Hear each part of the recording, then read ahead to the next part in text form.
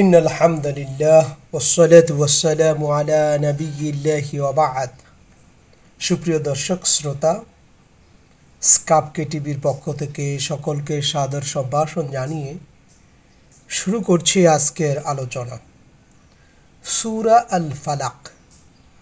সূরা আল ফালাকের ব্যাখ্যা সহ আমি অতি সংক্ষেপে আপনাদের সামনে ইনশাআল্লাহ আজ উপস্থাপন করব। আল্লাহ পাক রব্বুল আলামিনের নিকট তৌফিক কামনা করে শুরু করছে আজকের আলোচনা। قل أعوذ برب الفلق من شر ما خلق ومن شر غاسق إذا وقب ومن شر النفاثات في العقد ومن شر حاسد إذا حسد।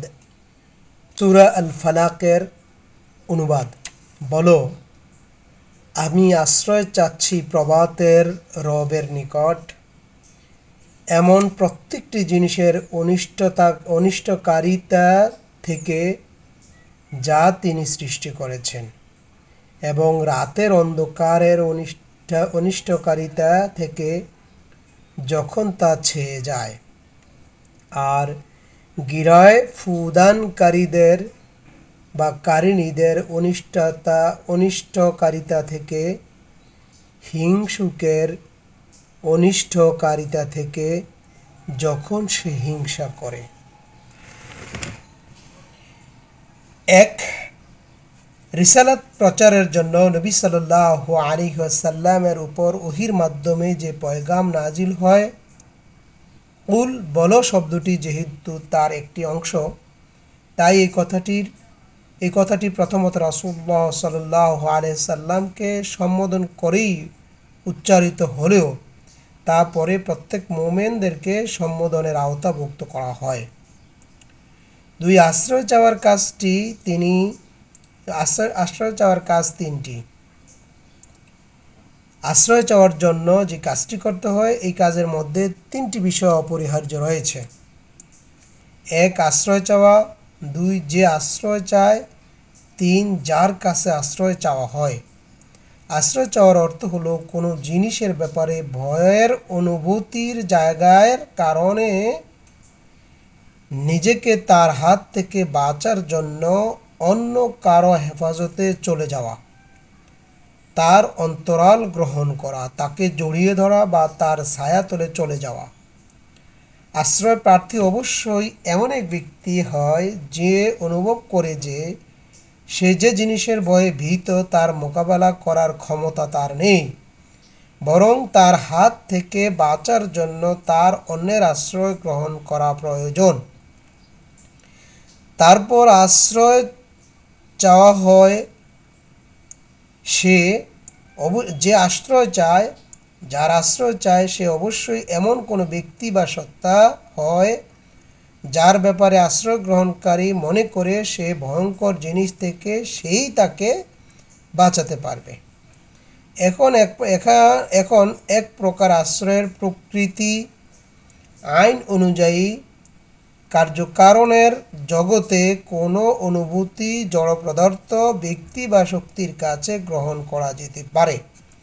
যেমন শত্রুর আক্রমণ থেকে আত্মরক্ষার জন্য কোনো দুর্গে আশ্রয় নেওয়া, গোলাগুলি বর্ষণ থেকে আশ্রয় নেওয়ার জন্য নিজেকে বাঁচানোর জন্য পরীক্ষা বা বালি ভর্তি থলের প্রাচীর বা ইটের দেওয়ালে আড়াল নেওয়া, কোনো শক্তিশালী জালেমের হাত থেকে বাঁচার জন্য কোনো ব্যক্তি বা জাতি বা রাষ্ট্রে আশ্রয় গ্রহণ করা, অথবা রোদ থেকে নিজেকে বাঁচার জন্য কোনো গাছ বা ছায়াদানের আশ্রয় গ্রহণ করা।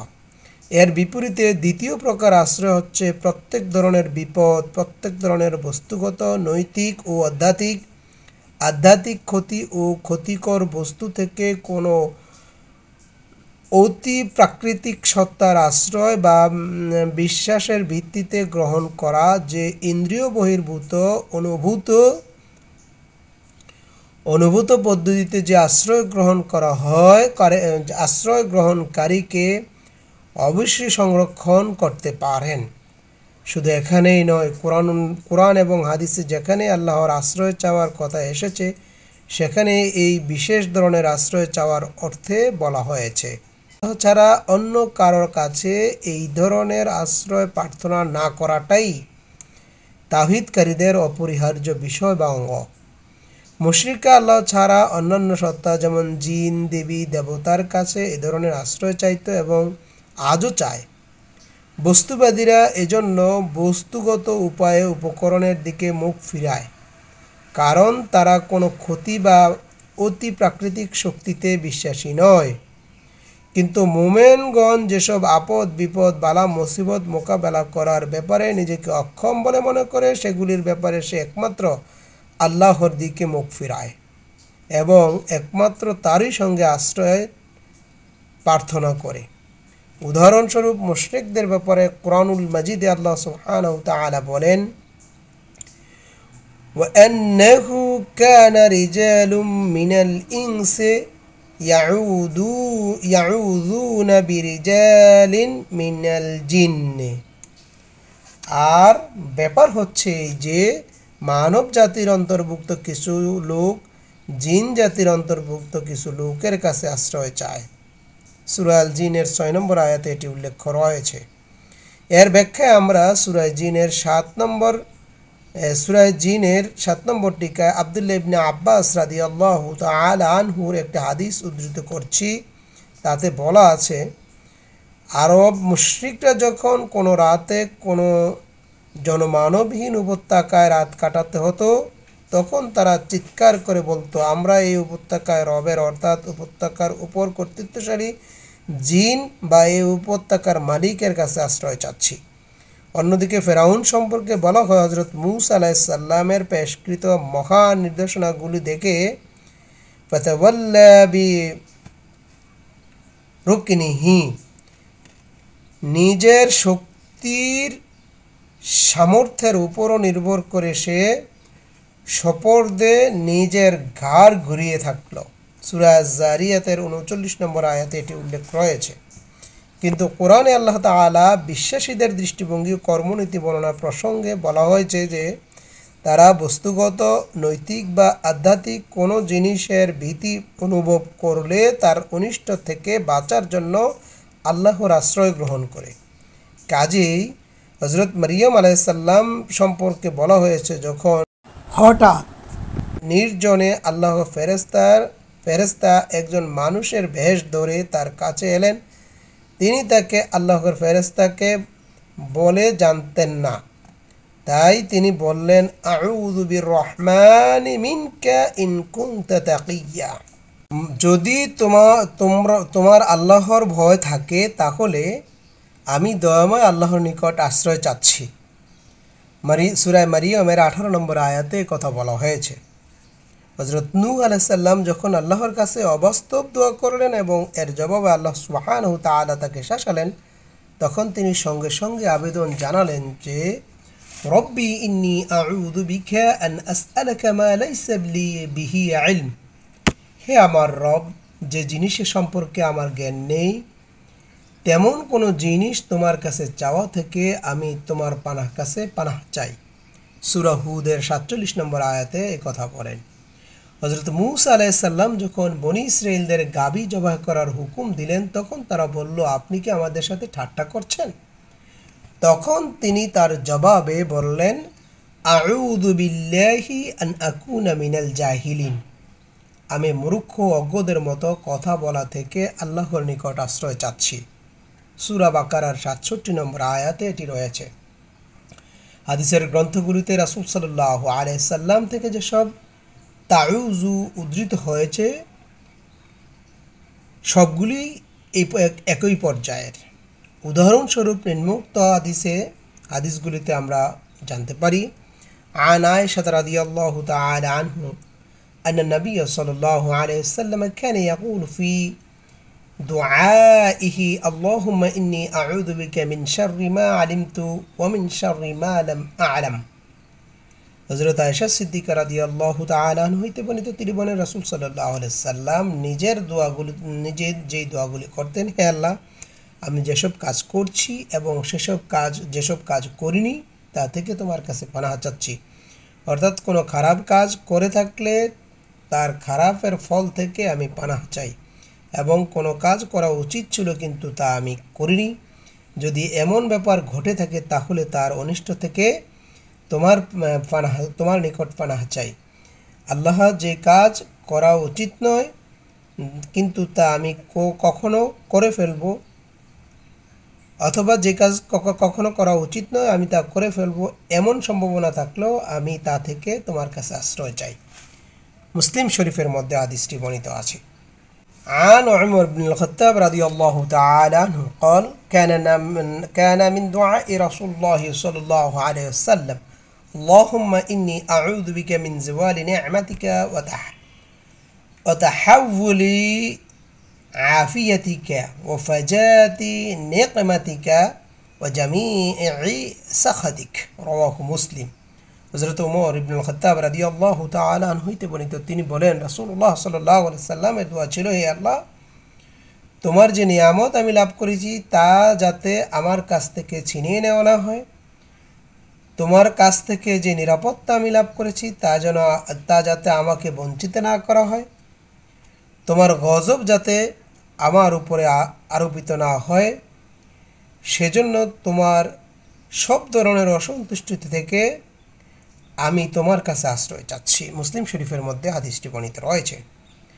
وعن زيد بن الأرقم رضي الله تعالى عنه قال يقول اللهم إني أعوذ بك من علم لا ينفع ومن قلب لا يخشع ومن نفس لا تشبع ومن دعوة لا يستجاب। জায়েদ ইবনুল আরকাম রাদিয়াল্লাহু তাআলা আনহু হইতে বর্ণিত, তিনি বলেন রাসূল সাল্লাল্লাহু আলাইহি সাল্লাম বলেছেন, রাসূল সাল্লাল্লাহু আলাইহি সাল্লাম দোয়া করতেন এভাবে যে ইলম উপকারী নয়, যে হৃদয় তোমার ভয়ে ভীত নয়, যে নফস কখনো তৃপ্তি লাভ করে না, যে দোয়া কবুল হয় না, আমি সেসব থেকে তোমার কাছে আশ্রয় চাচ্ছি। عن أبي هريرة رضي الله تعالى عنه كان رسول الله صلى الله عليه وسلم يقول اللهم إني أعوذ بك من جوع فإنه بئس الضجيع وأعوذ بك من خيانة فإنه بئست البطانة رواه أبو داود।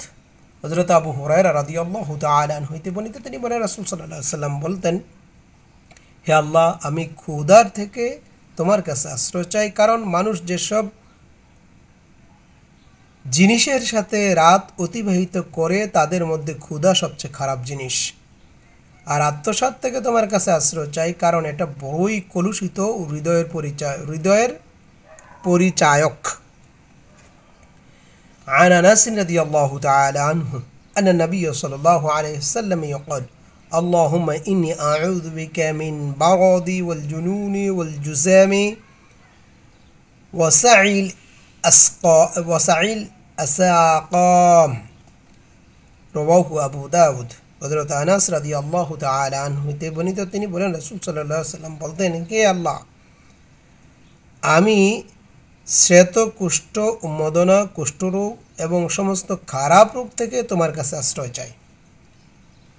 عن عائشة أن النبي صلى الله عليه وسلم كان يدعو بهؤلاء الكلمات اللهم إني أعوذ بك من فتنة النار ومن شر الغناء والفقر। হযরত আয়েশা সিদ্দিকা রাদিয়াল্লাহু তাআলা আনহা হইতে বর্ণিত, তিনি বলেন নবী সাল্লাল্লাহু আলাইহি সাল্লাম নিম্নোক্ত কথাগুলি করে দোয়া চাইতেন, হে আল্লাহ, আমি আগুনের ফিতনা, ধনী দরিদ্র হওয়ার অনিষ্ট থেকে তোমার কাছে আশ্রয় চাই। তিরমিজি এবং আবু দাউদের মধ্যে হাদিসটি রয়েছে। وعن قتبة رضي الله تعالى عنه قتبة بن مالك كان النبي صلى الله عليه وسلم يقول اللهم إني أعوذ بك من منكرات الأخلاق والأعمال والأهوال। তিরমিজি। কুতবা ইবনে মালিক রাদিয়াল্লাহু হইতে বর্ণিত, তিনি বলেন নবী সাল্লাল্লাহু আলাইহি সাল্লাম বলতেন, হে আল্লাহ, আমি অসৎ চরিত্র, অসৎ কাজ, অসৎ ইচ্ছা থেকে তোমার কাছে আশ্রয় চাই।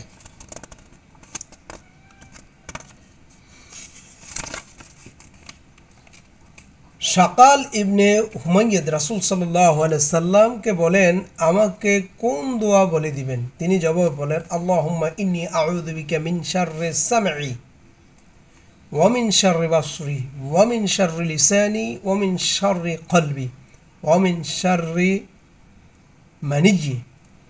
হে আল্লাহ, আমি তোমার কাছে আশ্রয় চাই আমার শ্রবণ শক্তির অনিষ্ট থেকে, আমার দৃষ্টিশক্তির অনিষ্ট থেকে, আমার বাক শক্তির অনিষ্ট থেকে, আমার হৃদয়ের অনিষ্ট থেকে এবং আমার যৌন ক্ষমতার অনিষ্ট থেকে। তিরমিজি শরীফে হাদিসটি বর্ণিত রয়েছে। وعن أنس بن مالك رضي الله تعالى عنه قال كان رسول الله صلى الله عليه وسلم يقول اللهم إني أعوذ بك من العجز والكسل والجبن والحرم والبخل وأعوذ بك من عذاب القبر ومن فتنة محيا وممات فتنة المحيا والممات وفي رواية مسلم وضلع الدين وغلبة الرجال رواه البخاري। হযরত আনাস বিন মালিক রাদিয়াল্লাহু তাআলা আনহু হইতে বর্ণিত, তিনি বলেন রাসূলুল্লাহ সাল্লাল্লাহু আলাইহি সাল্লাম বলতেন, হে আল্লাহ, আমি অক্ষমতা, কুড়েমি, কাপুরুষতা, বার্ধক্য, কৃপণতা থেকে তোমার কাছে আশ্রয় চাই। আর তোমার আশ্রয় চাই কবরের আযাব থেকে, জীবন ও মৃত্যুর ফিতনা থেকে। মুসলিম শরীফের অন্য একটি বর্ণনা বলা হয়েছে, আর ঋণের বোঝা থেকে, লোকেরা আমার উপর প্রাধান্য বিস্তার করবে তা থেকে তোমার কাছে আশ্রয় চাই। বুখারী শরীফের মধ্যে এটি রয়েছে। ওয়ান খাওলাতা বিন হুকাইম সুলাইমিয়্যাহ সামি'তু রাসূলুল্লাহ সাল্লাল্লাহু আলাইহি ওয়াসাল্লাম ইয়াকুল মান নাযালা মানজিলান সুম্মা ক্বালা আউযু বিকালিমাতিল্লাহি التامة من شر ما خلق لن يضره شيئا حتى يرتحل من ذلك المنزل। খাওলা বিনতে হুকাইম সুলাইমিয়া থেকে বর্ণিত, তিনি বলেন রাসূল সাল্লাল্লাহু আলাইহি সাল্লামকে আমি বলতে শুনেছি, যে ব্যক্তি কোনো নতুন ঘর বা মঞ্জিলে নেমে এই কথাগুলি বলবে, আমি সৃষ্টির অনিষ্টতাকারী থেকে আল্লাহর কাছে নিষ্কলঙ্ক কালিমাসমূহের আশ্রয় চাই, সেই মঞ্জিল থেকে রওনা হওয়ার আগ পর্যন্ত তাকে কোনো জিনিস ক্ষতি করতে পারবে না। মুসলিম শরীফের মধ্যে হাদিসটি বর্ণিত রয়েছে। রাসূলুল্লাহ সাল্লাল্লাহু আলাইহি সাল্লামের কাছে রাসূলুল্লাহ সাল্লাল্লাহু আলাইহি সাল্লাম আল্লাহর কাছে যেভাবে আশ্রয় প্রার্থনা করেছেন, হাদিস থেকে তার কয়েকটি নমুনা এখানে তুলে ধরা হলো।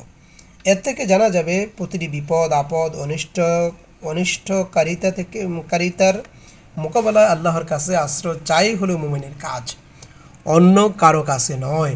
তাছাড়া আল্লাহর প্রতি বিমুখ বা অনির্ভর হয়ে নিজের উপর ভরসা করাও তার কাজ নয়। ৩. রব্বুল ফালাক শব্দটি ব্যবহার করা হয়েছে। ফালাক শব্দের অর্থ হলো ফাটানো, চিরে ফেলা, ভেদ করা। কোরআনের ব্যাখ্যা দাতাদের বিপুল সংখ্যক অংশ এই শব্দটির অর্থ গ্রহণ করেছেন রাতের অন্ধকার চিরে প্রভাতের শুভ্রতার উদয় হওয়াকে। কারণ এখানে আরবিতে ফালাকুস সুবহ শব্দ প্রভাতের উদয় অর্থে ব্যাপকভাবে ব্যবহৃত হয়েছে।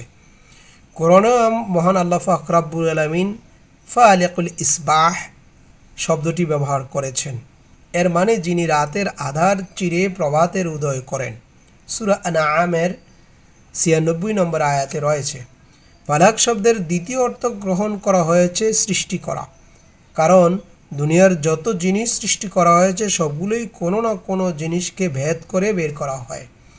বীজের বুক চিরে সব ধরনের গাছ ও উদ্ভিদের অঙ্কুর বের হয়। সব ধরনের প্রাণী তার মায়ের গর্ভাশয় চিরে অথবা ডিম ফুটে কিংবা অন্য কোনো আবরণ ভেদ করে বের হয়। সমস্ত ঝর্ণা বা নদী, পাহাড় বা মাটি চিরে বের হয়। দিবস বের হয় রাতের আবরণ চিরে। বৃষ্টি দ্বারা মেঘের স্তর ভেদ করে পৃথিবীতে নামে। মোট কথা, অস্তিত্ব জগতের প্রতিটি জিনিস কোনো না কোনোভাবে আবরণ ভেদ করার ফলে অনস্তিত্ব থেকে অস্তিত্ব লাভ করে। এমনকি পৃথিবীর সমগ্র আকাশমণ্ডলও প্রথমে একটি স্তূপ ছিল, তারপর তাকে বিদীর্ণ করে পৃথক পৃথক অস্তিত্ব দান করা হয়েছে। কানাতা রাতকান ফাফাতাকনাহুমা। এই আকাশ পৃথিবী সবকিছুই স্তূপকৃত ছিল, পরে আমি এদেরকে আলাদা আলাদা করে দিয়েছি। সূরা আম্বিয়ার 30 নম্বর আয়াতে আল্লাহ সুবহানাহু ওয়া তাআলা এই কথা বলেন। কাজেই এর অর্থের প্রেক্ষিতে ফালাক শব্দটি সৃষ্টির ক্ষেত্রে সমানভাবে ব্যবহৃত। এখন এর প্রথম অর্থটি গ্রহণ করলে আয়াতের অর্থ হবে আমি প্রভাতের মালিকের কাছে আশ্রয় চাই, আর দ্বিতীয় অর্থটি গ্রহণ করলে এ আয়াতের মানে হবে আমি সমগ্র সৃষ্টি জগতের রবের কাছে আশ্রয় চাই। আর এখানে আল্লাহ মূলত সত্যবাচক নাম ব্যবহার না করে তার গুণবাচক রব নাম ব্যবহার করেছেন। এর কারণ আশ্রয় চাওয়ার সাথে সাথে আল্লাহ রব অর্থাৎ মালিক, প্রতিপালক, প্রভু, পরওয়ারদিগার হওয়ার গুণাবলী বেশি সম্পর্ক রাখে। তাছাড়া রব্বুল ফালাক এর অর্থ হলো যদি প্রভাতের রব ধরা হয় তাহলে তার আশ্রয় চাওয়ার মানে হবে যে রব অন্ধকারের আবরণ ভেদ করে প্রভাতের আলো বের করেন, আমি তার আশ্রয় চাচ্ছি। এর ফলে বিপদের আশঙ্কা থেকে বিপদের অন্ধকারের জাল ভেদ করে আমাকে নিরাপত্তা দান করবেন।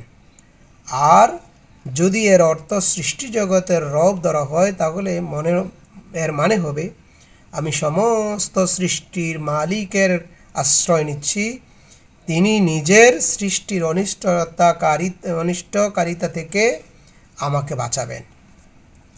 4, অন্য কথায় সমগ্র সৃষ্টির অনিষ্টকারিতা থেকে আমি তার নিকট আশ্রয় চাচ্ছি।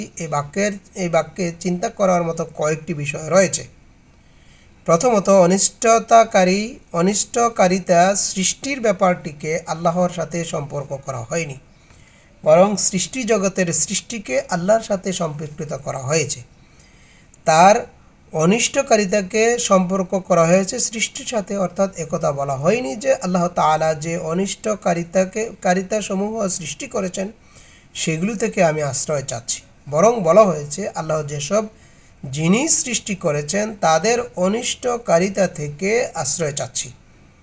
একথা থেকে জানা যায় মহান আল্লাহ পাক রব্বুল আলামিন কোনো সৃষ্টিকে অনিষ্টকারিতার জন্য সৃষ্টি করেননি, বরং তার প্রত্যেকটি কাজ কল্যাণকর এবং কোনো না কোনো কল্যাণমূলক প্রয়োজন পূর্ণ করাই তার জন্যই তাকে সৃষ্টি করা হয়েছে।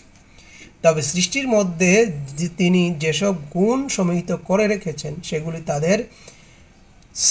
তাদের সৃষ্টির উদ্দেশ্য পূর্ণ করার প্রয়োজন। সেগুলি থেকে অনেক সময় এবং অনেক ধরনের সৃষ্টি প্রায় অনিষ্টকারিতার প্রকাশ ঘটে।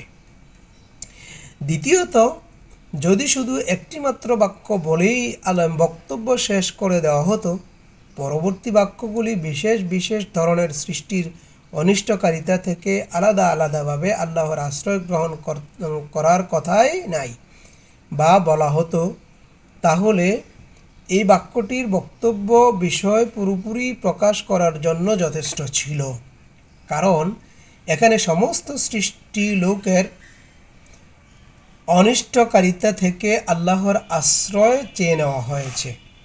এর ব্যাপকভাবে আশ্রয় চাওয়ার পর আবার কতিপয় বিষয়ে বিশেষ অনিষ্টকারিতা থেকে আশ্রয় চাওয়ার কথা বলা স্বতঃস্ফূর্তভাবে একথাই প্রকাশ পায় যে, অথবা একথাই প্রকাশ করে যে আমি স্বাভাবিকভাবে আল্লাহর প্রত্যেকটি সৃষ্টির অনিষ্টকারিতা থেকে তার কাছে আশ্রয় চাচ্ছি। তবে বিশেষভাবে সূরা আল ফালাকের অবশিষ্ট আয়াতসমূহ এবং সূরা আন-নাসের যেসব অনিষ্টকারিতার কথা বলা হয়েছে সেগুলি এমন পর্যায়ের যা থেকে আমি আল্লাহর নিরাপত্তা লাভের বড় বেশি মুখাপেক্ষী। তৃতীয়ত, সৃষ্টি লোকের অনিষ্টকারিতা থেকে পানাহ লাভ করার জন্য সবচেয়ে সঙ্গত ও প্রভাবশালী আশ্রয় চাওয়ার ব্যাপারে যদি কিছু হতে পারে তবে তা হচ্ছে তাদের স্রষ্টার কাছে আশ্রয় চাওয়া। কারণ তিনি সব অবস্থায় নিজের সৃষ্টির উপর প্রাধান্য বিস্তার করে আছেন।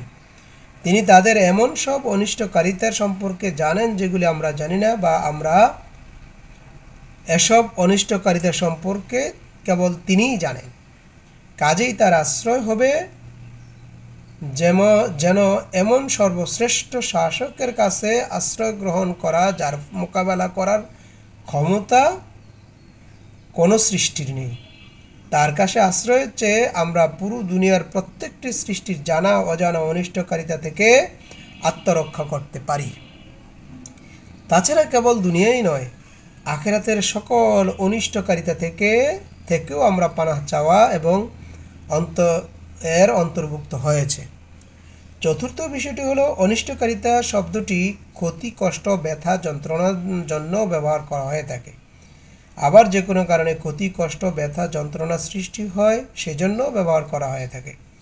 যেমন রোগ, অনাহার, কোনো যুদ্ধে বা দুর্ঘটনায় আহত, আগুনে পড়ে যাওয়া, সাপ বিচ্ছু ইত্যাদি দ্বারা ধ্বংসিত হওয়া, সন্তানের মৃত্যুর শোকে কাতর হওয়া, এ ধরনের আরও অনেক অনিষ্টকারিতা থেকে প্রথম উক্ত অর্থের অনিষ্টকারিতা, কারণ এগুলি যথাযথই কষ্ট ও যন্ত্রণা।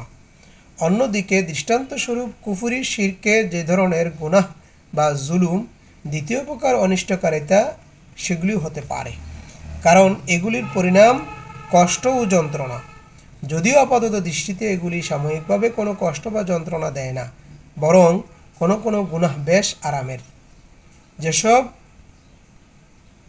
গুনাহ করে আনন্দ পাওয়া যায়, লাভের অঙ্কটাও হাতিয়ে নেওয়া যায়। কাজেই এই দুইয়ের অনিষ্টকারিতা থেকে আশ্রয় চাওয়া হয়। পঞ্চম, অনিষ্টকারিতা থেকে আশ্রয় চাওয়ার মধ্যে আরও দুটো অর্থ রয়েছে। এক, যে অনিষ্ট ইতিমধ্যে হয়ে গেছে, বান্দা আল্লাহর কাছে দোয়া করছে, হে আল্লাহ তাকে খতম করে দাও। তার যে অনিষ্ট এখনো হয়নি তার সম্পর্কে বান্দা দোয়া করছেন, হে আল্লাহ এই অনিষ্ট থেকে আমাকে রক্ষা করো। 5, সৃষ্টি জগতের অনিষ্টকারিতা থেকে সাধারণভাবে আল্লাহর কাছে আশ্রয় চাওয়ার এবার কয়েকটি বিশেষ সৃষ্টির অনিষ্টতা থেকে বিশেষ পানাহ চাওয়ার নির্দেশ দেওয়া হচ্ছে। মূলত আয়াতে গাসাকিন ইদা ওয়াকাবা শব্দ ব্যবহার করা হয়েছে। গাসাক এর আবিধানিক অর্থ হলো অন্ধকার। কোরআনের এক জায়গায় বলা হয়েছে, আকিমিস সলাতি লিদুলুকিশ শামসি ইলা গাসাকিল লাইল, নামাজ কায়েম করো সূর্য ঢলে পড়ার পর থেকে রাতের অন্ধকার পর্যন্ত। সূরা বানী ইসরাঈলের ৭৮ নম্বর আয়াতে কথা বলা হয়েছে। আর ওয়াকাবা মানে হচ্ছে প্রবেশ করা বা ছেড়ে যাওয়া। রাতের অন্ধকারের অনিষ্টকারিতা থেকে বিশেষ করে পানাহ চাওয়ার নির্দেশ দেওয়ার কারণ হচ্ছে এই যে অধিকাংশ অপরাধ, জুলুম রাতের অন্ধকারেই সংঘটিত হয়। হিংস্র জীবেরাও রাতের আধারেই বের হয়।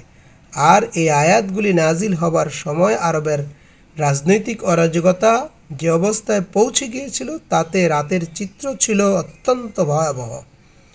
তার অন্ধকার চাদর মুড়িয়ে দিয়ে লুটেরা এবং আক্রমণকারীরা বের হতো। তারা জনবসতির উপর ঝাঁপিয়ে পড়ত লুটতরাজ এবং খুনাখুনি করার জন্য, যারা রাসূল সাল্লাল্লাহু আলাইহি ওয়াসাল্লামের প্রাণ নাশেরও চেষ্টা করেছিল। তারা রাতের আধারেই তাকে হত্যা করার পরিকল্পনা করেছিল, কারণ এভাবে হত্যাকারীকে চেনা যাবে না, ফলে তার সন্ধান লাভ করাও সম্ভব হবে না। তাই রাতের বেলা যেসব অনিষ্টকারিতা বা বিপদ আপদ নাজিল হয় সেগুলি থেকে আল্লাহর কাছে আশ্রয় চাওয়ার হুকুম দেওয়া হয়েছে। এখানে আধার রাতের অনিষ্টকারিতা থেকে প্রভাতের রবের আশ্রয় চাওয়ার মধ্যে যে সূক্ষ্মতম সম্পর্ক রয়েছে তা কোনো গভীর পর্যবেক্ষকের দৃষ্টি আড়াল করে থাকার কথা নয়। এই আয়াতের ব্যাখ্যায় একটি প্রশ্ন দেখা দেয়। বিভিন্ন সহিহ হাদিসে হযরত আয়েশা সিদ্দিকা রাদিয়াল্লাহু তাআলা আনহা বর্ণনা করেছেন। তাতে বলা হয়েছে, রাতের আকাশের চাঁদ ঝলমল করছিল। রাসূল সাল্লাল্লাহু আলাইহি ওয়াসাল্লাম আমার হাত ধরে তার দিকে ইশারা করে বলেন, আল্লাহর কাছে পানাহ চাও। হাযা গাসিকুন ইযা ওয়াকাবা, অর্থাৎ এ হচ্ছে গাসিক ইযা ওয়াকাবা। আহমদ, তিরমিজি, নাসাই, ইবনে জারির, ইবনে মুনজির, ইবনে হাকিম, ইবনে মারদুইয়া এর অর্থ বর্ণনা করতে গিয়ে কেউ কেউ বলেছেন, ইদা ওয়াকাব মানে হচ্ছে ইদা গাসাকা, অর্থাৎ যখন তারা গ্রহণ হয়ে যায় অথবা চন্দ্র গ্রহণ থেকে চন্দ্রগ্রহণ তাকে ঢেকে ফেলে। কিন্তু কোনো হাদিসে একথা বলা হয়নি যখন রাসূল সাল্লাল্লাহু আলাইহি সাল্লাম চাঁদের দিকে এভাবে ইশারা করেছিলেন তখন চন্দ্রগ্রহণ চলছিল। আরবি আবিধানিক অর্থে ইদা ওয়াকাবা কখনো ইদা গাসাকা হয় না। তাই আমার মতে এই হাদিসের সঠিক ব্যাখ্যা হচ্ছে চাঁদের উদয় যেহেতু রাতের বেলা হয়ে থাকে, দিনের বেলা চাঁদ আকাশের গায়ে থাকলেও উজ্জ্বল থাকে না।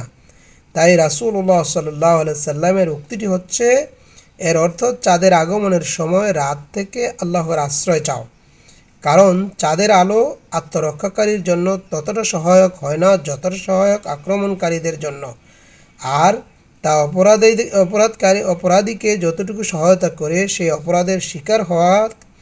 অপরাধের শিকার হয় তাকে ততটুকু সহযোগিতা করে না। এজন্য রাসূলুল্লাহ সাল্লাল্লাহু আলাইহি সাল্লাম বলেছেন, অর্থাৎ যখন সূর্য ডুবে যাবে তখন শয়তান সব দিকে ছড়িয়ে পড়ে। কাজেই শিশুদেরকে তখন ঘরের মধ্যে রাখো এবং নিজের গৃহপালিত পশুদেরকে বেঁধে রাখো যতক্ষণ না রাতের অন্ধকার খতম হয়ে যায়। 6. নাফাসাতি ফিল উকাদ শব্দটি মূল ব্যবহার হয়েছে উকদ শব্দের অর্থ হলো উকদুন থেকে, এটি বহুবচন। এর মানে হচ্ছে গিরা, যেমন সুতো বা রশিতে যে গিরা দেওয়া হয়। নফস মানে হলো ফু দেওয়া। নাফাসাত হচ্ছে নাফাসাহু এর বহুবচন। এটি শব্দটিকে আমেল এর ওজনে ধরা হয়েছে, অর্থাৎ হবে খুব বেশি ফুকদানকারী। আর স্ত্রীলিঙ্গ এর অর্থ দাঁড়ালো যে বেশি ফুকদানকারিণী বা ফুকদানকারী ব্যক্তিবর্গ বা দলেরা, কারণ আরবিতে নফস ব্যক্তি বা জামাত বা দল স্ত্রীলিঙ্গ। অধিকাংশ তথা সকল মুফাসসিরদের মতে গিরায় ফুঁক দেওয়ার শব্দটি জাদুর জন্য রূপক অর্থে ব্যবহার করা হয়েছে, কারণ জাদুকরেরা সাধারণত কোনো সুতায় বা ডোরে গিরা দিত এবং তাতে ফু দিত। কাজেই আয়াতের অর্থ হচ্ছে, আমি পুরুষ জাদুকর বা মহিলা জাদুকরের অনিষ্ট থেকে বাঁচার জন্য প্রভাতের রবের কাছে আশ্রয় চাচ্ছি। রাসূলুল্লাহ সাল্লাল্লাহু আলাইহি সাল্লামের উপর যখন জাদু করা হয়েছিল তখন জিবরাইল আলাইহিস সালাম এসে তাকে সূরা আল ফালাক এবং সূরা আন-নাস পড়তে বলেছিলেন। এই হাদিসটি থেকেও উপরের অর্থের সমর্থক পাওয়া যায়। এই সূরা দুটি একটি বাক্যে সরাসরি জাদুর সাথে সম্পর্ক রাখে। আবু মুসলিম ইস্পাহানি ও জামাখশারি নাফাসাত ফিল উকাদ বাক্যাংশের অন্য একটি অর্থ বর্ণনা করেছেন। তারা বলেন, এর মানে হচ্ছে মেয়েদের প্রতারণা ও পুরুষদের সংকল্প, মতামত ও চিন্তা ভাবনার উপর তাদের প্রভাব বিস্তার। একে তারা তুলনা করেছেন জাদুকরের জাদুকর্মের সাথে, কারণ মেয়েদের প্রেমে মত্ত হয়ে পুরুষদের অবস্থা এমন পর্যায়ে পৌঁছে যায় যেন মনে হয় কোনো জাদুকর তাদেরকে জাদু করেছে। এই ব্যাখ্যাটি অত্যন্ত রসাত্মক হলেও পূর্ববর্তী ব্যাখ্যাদানগণ এর যে ব্যাখ্যা দিয়ে আসছেন এটি হলো স্বীকৃত ব্যাখ্যার পরিপন্থী। আর ইতিপূর্বে আমরা ভূমিকায় এই দুটি সূরা নাজিলের যে সময়কালীন অবস্থা বর্ণনা করেছি তার সাথে এটি মিল নেই। জাদুকরদের ব্যাপারে অবিশ্বাস্য একথা জেনেও নিতে হবে যে এর মধ্যে অন্য কোনো লোকের উপর খারাপ প্রভাব ফেলার জন্য শয়তান বা শয়তানের প্রেতাত্মা বা নক্ষত্রসমূহের সাহায্য চাওয়া হয়। এজন্য কোরআনুল কারীমে একে কুফরি বলা হয়েছে। ওয়ামা কাফারা সুলাইমান ওয়ালাকিন্নাশ শায়াতিনা কাফারু ইউআল্লিমুনা আন-নাসা আস-সিহরা। সুলাইমান আলাইহিস সালাম কুফরি করেনি, বরং শয়তান কুফরি করেছিল। তারা লোকদেরকে জাদু শেখাতো। সূরা আল বাকারার 102 নম্বর আয়াতে এটি উল্লেখ রয়েছে। কিন্তু তাদের মধ্যে কোনো কুফরি কালেমা বা শিরক কাজ না থাকলেও তা সর্বসম্মতিক্রমে হারাম। নবী সাল্লাল্লাহু আলাইহি সাল্লাম তাকে এমন 7টি কবিরা গুনাহের অন্তর্ভুক্ত করেছেন, যা মানুষের আখিরাতকে বরবাদ করে দেয়। প্রসঙ্গে বুখারী ও মুসলিম শরীফে আবু হুরায়রা রাদিয়াল্লাহু তাআলা আনহু হইতে বর্ণিত, তিনি বলেন, রাসূল সাল্লাল্লাহু আলাইহি সাল্লাম বলেছেন, 7টি ধ্বংসকর জিনিস থেকে দূরে থাকো। লোকেরা জিজ্ঞাসা করল, ইয়া রাসূলুল্লাহ, সেগুলি কি? আল্লাহর সাথে কাউকে শরীক করা, জাদু করা, আল্লাহ যে প্রাণ নাশ হারাম করেছেন তা ন্যায়সঙ্গত বা কারণ ছাড়া সে প্রাণ নাশ করা, সুদ খাওয়া, এতিমের সম্পদ গ্রাস করা, জিহাদে দুশমনের মোকাবেলায় পালিয়ে যাওয়া এবং সরল সতীসাধ্যী মুমিন মেয়েদের বিরুদ্ধে ব্যভিচারের দোষারোপ করা। 7. হিংসা করা। হিংসা মানে হচ্ছে কোনো ব্যক্তি আল্লাহর যে অনুগ্রহ, শ্রেষ্ঠত্ব বা গুণাবলী দান করা হয়েছে তা দেখে কোনো ব্যক্তি নিজের মধ্যে জ্বালা অনুভব করা এবং তা থেকে এগুলি ছিনিয়ে নিয়ে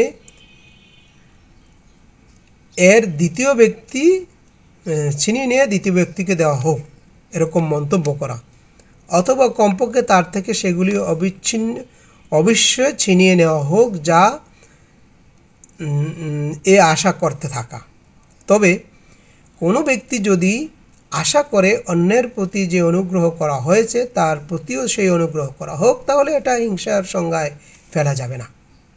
এখানে হিংসুক যখন হিংসা করে, অর্থাৎ তার মনে আগুন নিবার জন্য নিজের কথা ও কাজের মাধ্যমে কোনো পদক্ষেপ নেয়, সে অবস্থায় তার অনিষ্টকারিতা থেকে বাঁচার জন্য আল্লাহর কাছে আশ্রয় চায়। কারণ যতক্ষণ সে কোনো পদক্ষেপ গ্রহণ করছে না, ততক্ষণ তার জ্বালা পোড়া তার নিজের জন্য খারাপ হলেও যার প্রতি হিংসা করা হচ্ছে তার জন্য এমন কোনো অনিষ্টকারিতায় পরিণত হচ্ছে না, যার জন্য আল্লাহর কাছে পানাহ চাওয়া যেতে পারে। আর তারপর যখন কোনো হিংসুক থেকে এমন ধরনের অনিষ্টকারিতা প্রকাশ ঘটে, তখন তার হাত থেকে বাঁচার প্রধান কৌশল হিসাবে আল্লাহর কাছে আশ্রয় চায়। এর সাথে হিংসুকের অনিষ্টকারিতার হাত থেকে রেহাই পাওয়ার জন্য আরও কয়েকটি জিনিস সহায়ক। 1. মানুষ আল্লাহর ভরসা করবে এবং আল্লাহ না চাইলেও কেউ তার কোনো ক্ষতি করতে পারবে না, একথা দৃঢ়ভাবে বিশ্বাস করা। 2. হিংসুকের কথা শুনে সবর করবে, বেসবর হয়ে এমন কোনো কথা বলবে না বা কাজ করতে থাকবে না যার ফলে সে নিজেও নৈতিকভাবে হিংসুকের সাথে একই সমতলে এসে দাঁড়ায়। 3. হিংসুক আল্লাহভীতি বিসর্জন দিয়ে বা চরম নির্লজ্জতার পরাকাষ্ঠা দেখিয়ে যতই অন্যায় বা অশালীন আচরণ করতে থাকুক না কেন, যার প্রতি হিংসা করা হচ্ছে সে যেন সবসময় তাকওয়ার উপর প্রতিষ্ঠা থাকে। 4. তার চিন্তা যেন কোনো প্রকার মনে ঠাঁই না দেয় যে তাকে এমনভাবে উপেক্ষা করবে যেন সে নেই, কারণ তার চিন্তায় মগ্ন হয়ে যাওয়ায় হিংসুকের হাতে পরাজয় বরণের পূর্ব লক্ষণ। 5. হিংসুকের সাথে অসৎ ব্যবহার করা তো দূরের কথা, কখনো যদি এমন অবস্থার সৃষ্টি হয় যে তার প্রতি হিংসা করা হচ্ছে, যে হিংসাকারীর সাথে সদ্ব্যবহার করবে, তার উপকার করতে পারবে, তাহলে তার অবশ্যই এটি করা উচিত। হিংসুকের মনে যে জ্বালা পড়া চলছে, প্রতিপক্ষের এই সদ্ব্যবহার কতটুকু প্রশমিত হচ্ছে বা হবে না, সেদিকে নজর দেওয়ার কোনো প্রয়োজন আছে। 6. যে ব্যক্তির প্রতি হিংসা করা হচ্ছে সে তাওহীদের আকীদা সঠিকভাবে উপলব্ধি করে তার উপর অবিচল থাকবে, কারণ সে যে হৃদয়ে তাওহীদের আকীদা প্রতিষ্ঠিত হয়েছে বা হবে, সেখানে আল্লাহর ভয়ের সাথে অপর কোনো ভয়ের স্থান লাভ করতে পারে না।